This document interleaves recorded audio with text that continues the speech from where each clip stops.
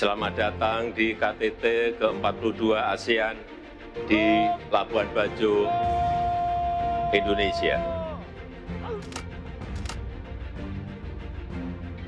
Mari bekerja keras menjadikan ASEAN Matters epicentrum of growth. Dan dengan ini saya nyatakan KTT ke-42 ASEAN dibuka.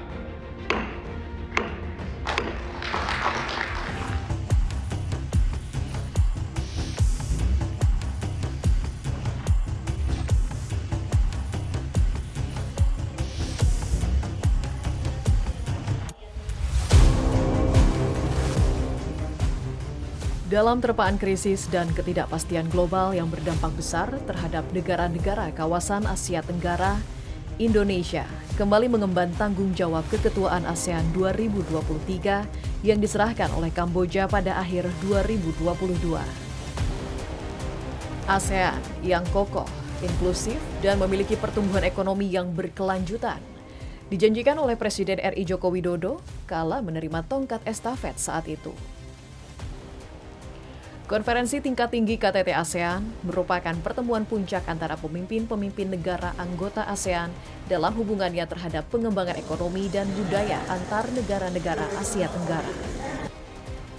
Tahun ini merupakan kali kelima Indonesia memimpin presidensi ASEAN sejak organisasi yang lahir pada 1967 itu didirikan untuk memajukan negara-negara di Asia Tenggara.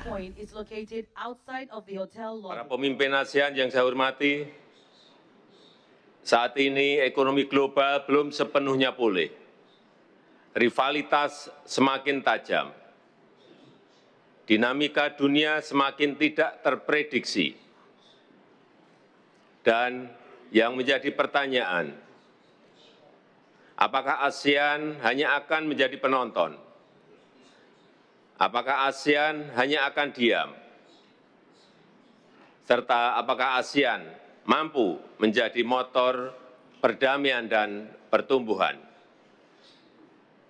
Saya yakin kita semuanya percaya ASEAN bisa, asalkan satu kuncinya, persatuan.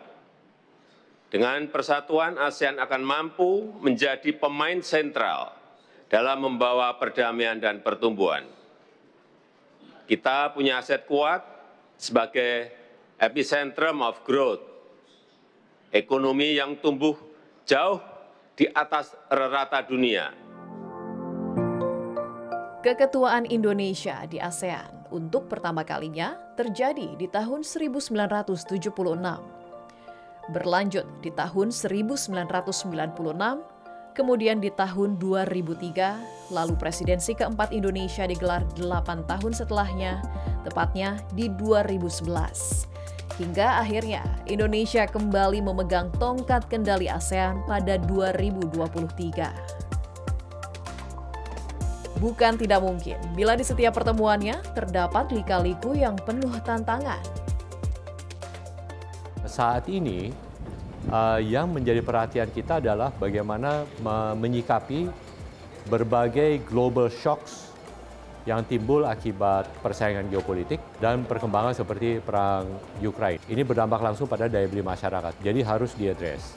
Jadi di Asia Tenggara kita di ASEAN mengupayakan kerjasama yang lebih erat, kita punya data yang lebih kuat, sehingga memastikan bahwa tidak adanya kerawanan pangan minimal bukan karena kekurangan informasi. Nah, untuk diingat, kawasan Asia Tenggara ini adalah salah satu titik terang pertumbuhan ekonomi dunia hari ini, dan itu bisa terjadi walaupun tingkat investasi di kawasan termasuk yang paling rendah dibanding kawasan-kawasan lain dunia. Jadi agenda investasi ini juga penting sekali kita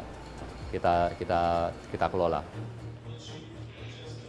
Beberapa isu pada KTT ASEAN 2022 di Kamboja lalu kembali mengemuka dalam presidensi Indonesia tahun ini. Seperti penyiapan peta jalan bagi Timor Leste yang pada tahun lalu telah ditetapkan sebagai anggota baru ASEAN, kerjasama ekonomi, dan perluasan perdagangan intra-ASEAN. Krisis di Myanmar juga membuat Indonesia harus segera mengambil aksi dalam KTT ASEAN tahun ini. Sebagai ketua, Indonesia berhak memilih agenda strategis guna mengukuhkan pilar masyarakat ASEAN. Saya melihat bahwa Indonesia itu pada dasarnya berusaha mempertahankan marwahnya ASEAN yang bergeraknya itu sebagai satu komunitas, bukan lagi sendiri-sendiri, tetapi lebih erat berjalan bersama. Pak Joko Widodo sebagai Presiden Indonesia mengutarakan pentingnya persatuan ASEAN. Sebenarnya di situ underlying message-nya atau pesan tersembunyinya adalah karena ada negara-negara ASEAN yang mulai jalan sendiri-sendiri, mencoba mengoptimalkan keuntungan dari ketidakpastian yang ada di tingkat global tadi langsung dengan negara-negara besar. Jadi tidak melalui mekanisme ASEAN. Dan ini yang Indonesia upayakan jangan sampai ini terus-menerus. Memang intinya Indonesia juga harus ekstra ya, tidak bisa lagi sekedar lewat forum formal di ASEAN, tapi skema-skema komunikasi informal berarti harus ditingkatkan intensitasnya. Sebagai kawasan ekonomi terbesar kelima dunia yang didukung dengan jumlah populasi terbesar ketiga dunia, kawasan ASEAN mempunyai modal yang cukup mumpuni untuk menjadi pusat pertumbuhan ekonomi dunia dengan produk domestik bruto PDB mencapai 3,36 triliun dolar Amerika Serikat pada 2021. Bahkan dari capaian tersebut, Indonesia menyumbang lebih dari 1 triliun dolar Amerika Serikat di dalamnya. Dan yang penting juga di tahun ini adalah soal prinsip inklusif. Inklusif itu menjamin tadi free, unconditional free. Jadi kita di ASEAN itu dengan siapa saja menjalin hubungan dagang ekonomi, mau dengan Amerika, mau dengan China, itu siapa saja. Di Indo-Pasifik juga mengadopsi prinsip itu, atau yang disebut dengan ASEAN Outlook on Indo-Pacific.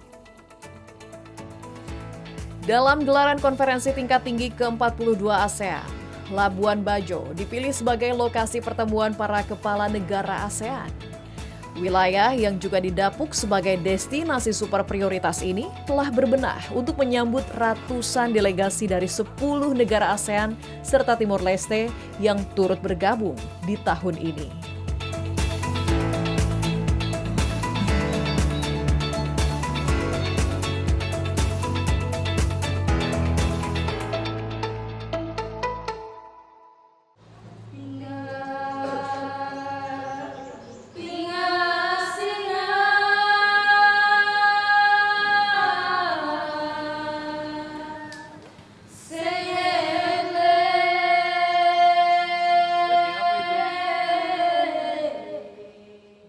Labuan Bajo, setitik surga yang terbentang di Kabupaten Manggarai Barat, dipilih menjadi lokasi KTT ke-42 ASEAN. Wilayah yang menjadi salah satu dari 5 destinasi wisata super prioritas di Indonesia itu berbenah, seraya menyambut ribuan orang yang akan hadir dalam perhelatan internasional.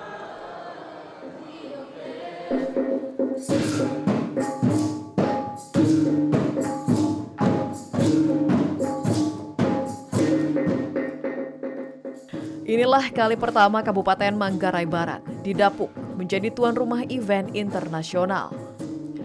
Kabupaten yang baru berdiri selama 20 tahun ini pun memanfaatkan momentum KTT ke-42 ASEAN untuk menonjolkan kekhasan budaya mereka kepada dunia. Tarian Tiba Meka oleh masing-masing 14 penari dan pemusik pun dihadirkan sebagai wujud kegembiraan dalam menyambut 11 kepala negara.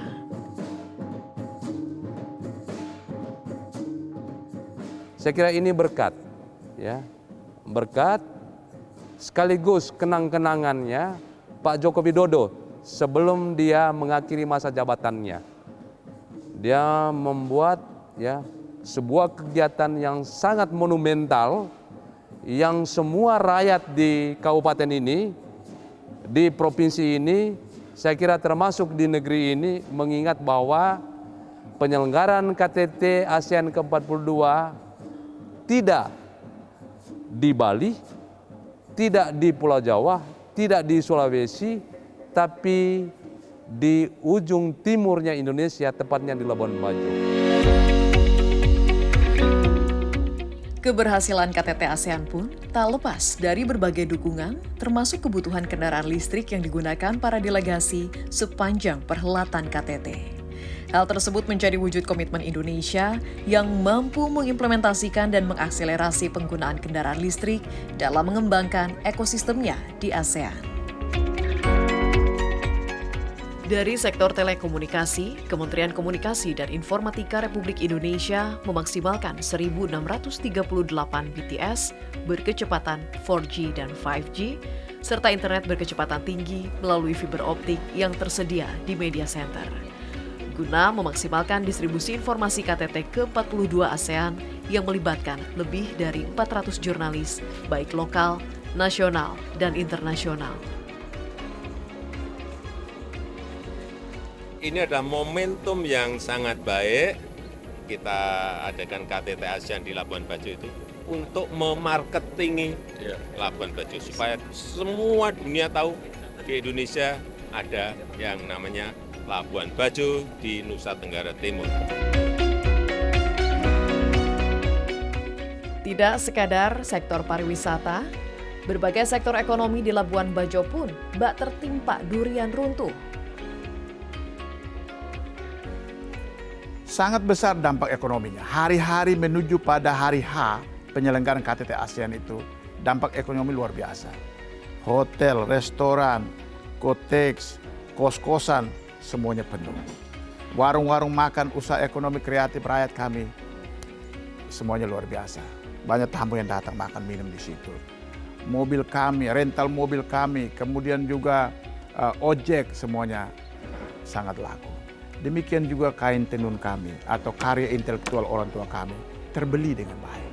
Jadi semuanya berdampak bagi ekonomi rakyat NTT, dan para ahli memperkirakan sekitar 5 triliun rupiah uang yang beredar itu tentu saja memberi dampak ekonomi rakyat. Tidak hanya mempercantik Labuan Bajo, dalam menyukseskan gelaran internasional yang turut dihadiri oleh 585 delegasi itu, pemerintah pun memperluas pembangunan hingga ke Golomori. Peningkatan aksesibilitas dan konektivitas dari Labuan Bajo menuju Golomori pun dilakukan dengan menggunakan anggaran sebesar 481 miliar rupiah demi memberikan keselamatan, kenyamanan, dan keamanan bagi pengguna jalan. Layaknya pembuka jalan bagi pertumbuhan ekonomi, pembangunan akses di wilayah yang dikenal sebagai serpihan surga ini dicanangkan menjadi kawasan ekonomi khusus dan magnet investasi di wilayah Manggarai Barat. Saya tahun 2012 ya ke sana tuh pakai motor 5 jam jauhnya, dan itu gelap gulita dan nggak jelas gitu mau kemana. Tapi dengan adanya sekarang, dengan adanya Pak Presiden Jokowi untuk membangunkan akses ke sana, itu desa terujung yang ada di selatan bisa diakses dengan mudah. Yang tadinya 5 jam, sekarang hanya 15 menit kalau kita ngebut gitu udah sampai ke sana, dan kemudian tentunya akan memudahkan logistik mereka. Nah, tidak hanya itu, sepanjang perjalanan ke arah Golomori itu kita melewati beberapa desa juga. Ada desa Warloka, kemudian ada desa Soknar, ada Lenteng, yang itu juga lokasi-lokasi yang membutuhkan akses logistik yang sangat baik, sehingga tentunya ke depan tidak hanya mereka akan terekspos dengan harga logistik yang lebih murah, tapi juga akan mereka menjadi destinasi wisata, kemudian mereka juga akan lebih berkembang karena akhirnya fasilitas bisa dibangun dengan lebih banyak di arah sana. Konferensi tingkat tinggi KTT ASEAN ke-42 pun tidak hanya membuat Labuan Bajo menjadi destinasi untuk berpelesiran, tetapi juga menjadi destinasi meeting, incentive, conference, exhibition, MICE berkelas dunia. Menteri Pariwisata dan Ekonomi Kreatif Sandiaga Uno melihat tren positif sektor pariwisata dan ekonomi kreatif terhadap masyarakat lokal merupakan buah hasil dari penyelenggaraan KTT ASEAN di Labuan Bajo. Dengan peningkatan kunjungan wisatawan hingga 20% atau dapat menyentuh capaian target jumlah kunjungan Wisman sebesar 8,5 juta di tahun 2023. ASEAN is a region of stability, both in the aspects of not only the 10 ASEAN countries provide very conducive environment for economic improvement post-pandemic.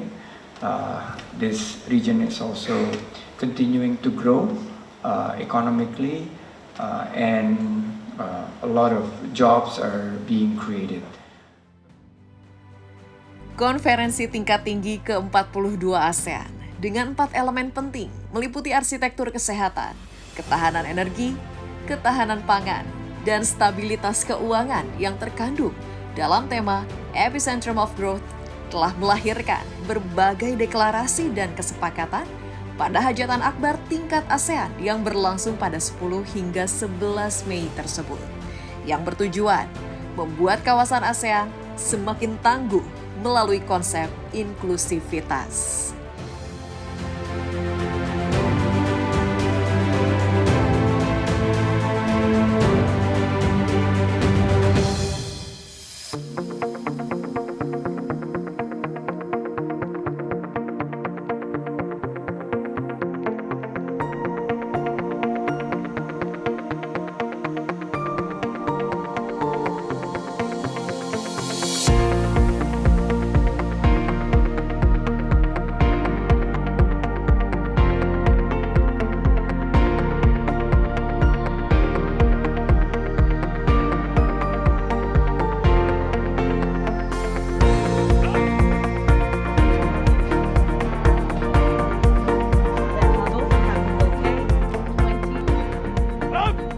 Setibanya di Hotel Meruworah, Labuan Bajo, 7 pemimpin negara ASEAN pun disambut semeringah oleh Presiden Joko Widodo sesaat sebelum pertemuan tingkat tinggi ke-42 ASEAN dimulai. Thailand yang kala itu tengah menggelar pemilu, kehadirannya diwakili oleh Menteri Luar Negeri. Sementara Myanmar diwakili oleh perwakilan non-politis. KTT kali ini pun untuk pertama kalinya diikuti oleh negara Timor Leste yang saat KTT ASEAN 2022 lalu telah ditetapkan secara prinsip menjadi anggota ASEAN. Dengan ini saya nyatakan KTT ke-42 ASEAN dibuka.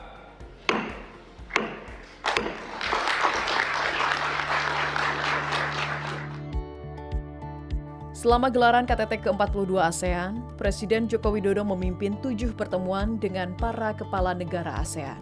Di hadapan para pemimpin negara ASEAN, Presiden Joko Widodo menekankan bahwa ASEAN memiliki aset yang kuat sebagai epicentrum of growth melalui ekonomi yang tumbuh di atas rata-rata ekonomi dunia, bonus demografi, dan kestabilan kawasan yang terjaga.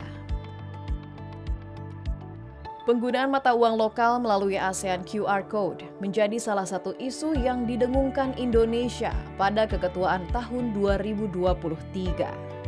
Hal ini pun turut dibahas dalam pertemuan antarmuka pemimpin ASEAN dengan perwakilan ASEAN Business Advisory Council atau ASEAN-BEC yang diproyeksikan bakal menguntungkan para pelaku UMKM melalui penggunaan mata uang lokal serta mengurangi biaya transaksi.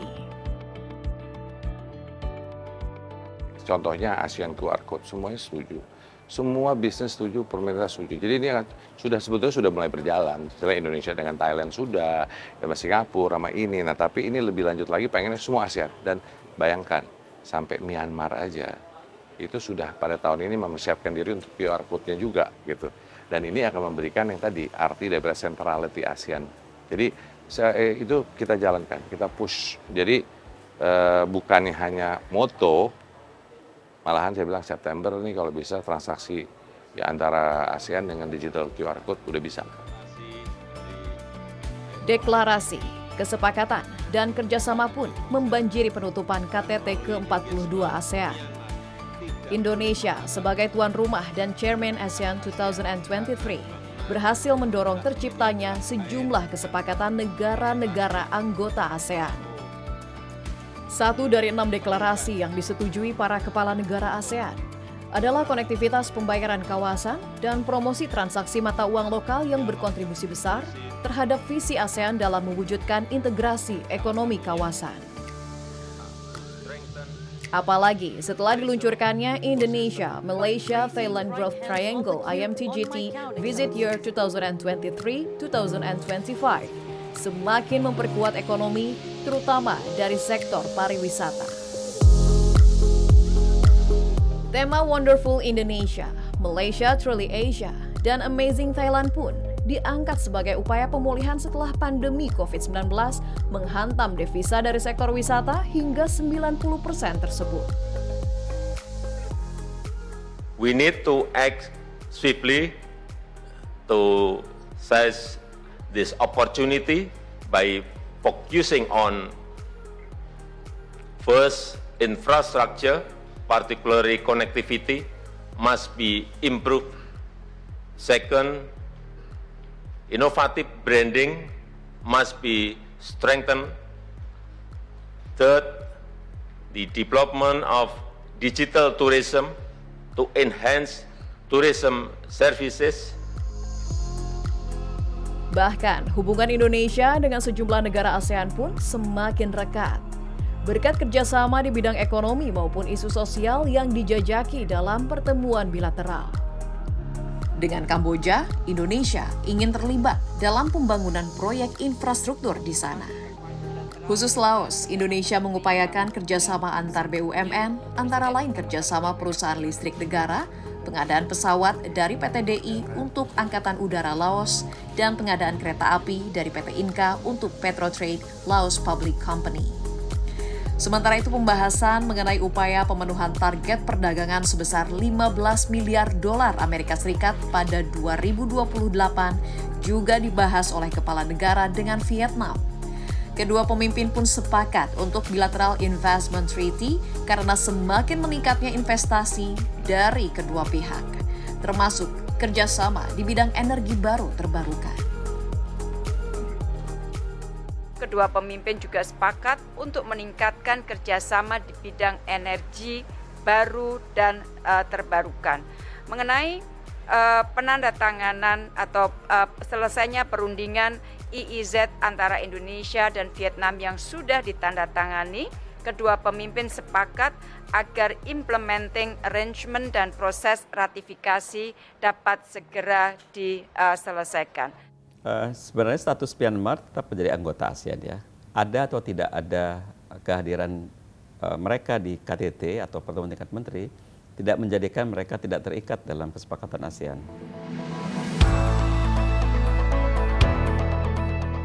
Setelah melalui padatnya agenda dan beratnya isu yang dibahas, Presiden Joko Widodo mengajak para kepala negara dan pendamping menikmati keindahan alam Labuan Bajo dari kapal pinisi. Suasana pun semakin dramatis saat laut yang terhampar memantulkan warna langit yang sanggup menghipnotis setiap orang dengan sihir senjanya. Pelayaran pun menjadi potret bagi blok Asia Tenggara mencapai satu tujuan: menjadikan ASEAN epicentrum of growth dan kawasan damai, stabil, juga sejahtera.